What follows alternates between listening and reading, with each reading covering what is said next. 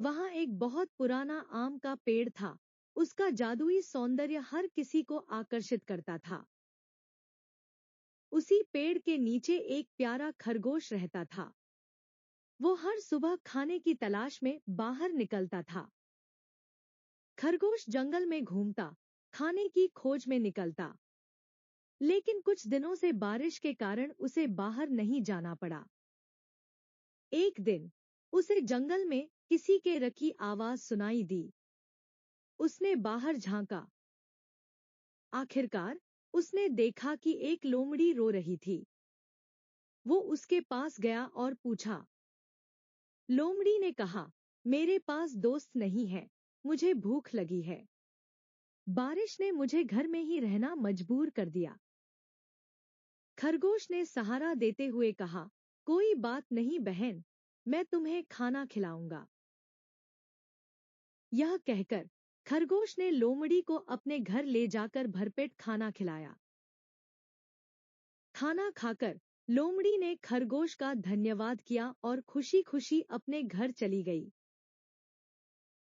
कुछ दिन बाद जंगल में एक चूहा और चूहिया भोजन की तलाश में आए। खरगोश का घर खाली देखकर वे दोनों वहां घुस गए और जल्दी जल्दी भोजन इकट्ठा करने लगे। वे सोचते हैं, यहाँ तो बहुत सारा भोजन है, जल्दी करो, नहीं तो कोई आ जाएगा। तभी लोमड़ी वहां घूमती हुई आई। उसने चूहा और चूहिया की बातें सुन ली। वो समझ गई कि खरगोश बाहर गया है और उसके घर में चूहा घुस आया है।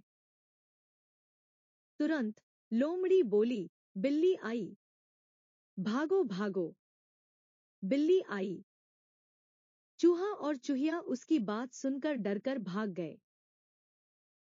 इसी समय खरगोश भी वहां पहुंचा।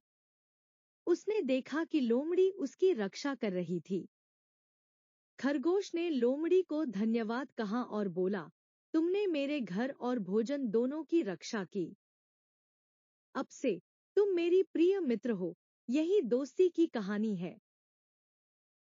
दोस्तों, क्या आपने कभी सोचा है, सच्ची दोस्ती में केवल सहारा नहीं, बल्कि एक दूसरे का ख्याल रखना भी जरूरी है।